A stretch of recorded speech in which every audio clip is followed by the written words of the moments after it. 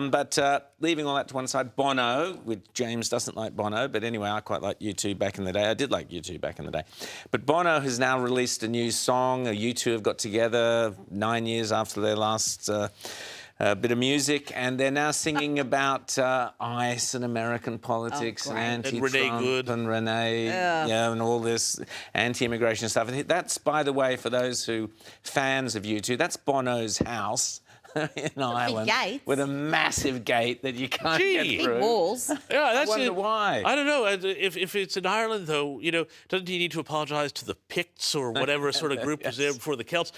You know, we were actually going to play, and we were going to play a little bit of the Renee Good song that he did, but I thought this would require such a warning because it is worse than Imagine. If you can imagine a song that is worse than the horrific communist Beatles anthem. I know you love your John Lennon anthem. John Lennon. You love your John Lennon. Yeah, you love your John Lennon. And it is even worse than that horrific communist dreck that is Imagine. That is how bad this song is. We couldn't even put it to air. The last time U2 released any music that I can recall, they gifted it to everybody. You know, it just turned up on your Apple phone. Right, yeah. Yes. And people were so irate that this entire album of crap was now infecting their phone. People trying to delete the songs and they wouldn't delete. Remember, it was a massive uproar, maybe even a decade ago. I can't remember precise time. But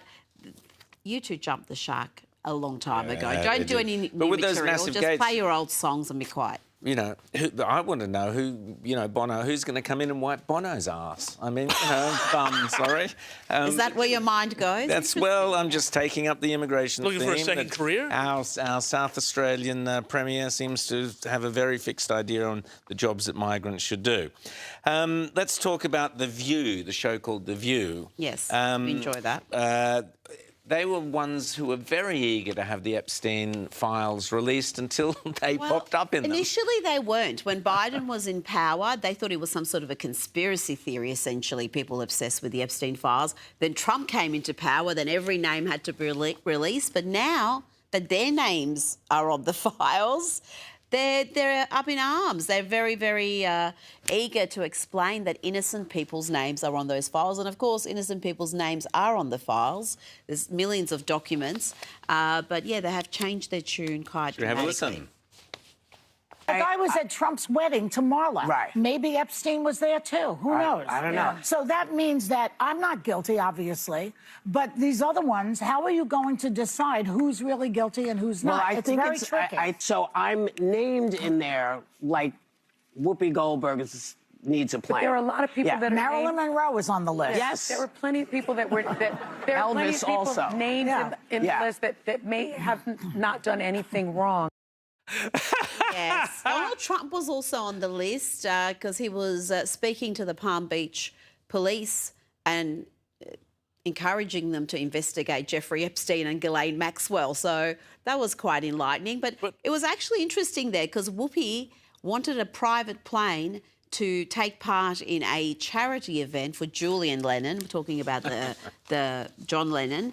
And I think that doesn't exactly paint her in a fantastic light. She's not a sex predator, but she's obviously grifting a little bit. That was the thing that I absolutely loved her. I mean, this is where the left is here. You know, we are the champions of the people. By the way, Whoopi Goldberg needs a plane. Like, she can't fly commercial for a charity event. That would be beyond the realms of possibility. And I think we should return the show to a higher plane just to finish up as we go into it. So, James, it'll be over to you. You've got 20 seconds to tell us about the Star Trek gay Klingon that is now coming into our lives. Well, apparently, yes, Star Trek has gone down the go woke, go broke, where no band has ever gone before, or whatever the thing is from Star Trek. And they've decided that what Trekkies need is a gay Klingon. There we go.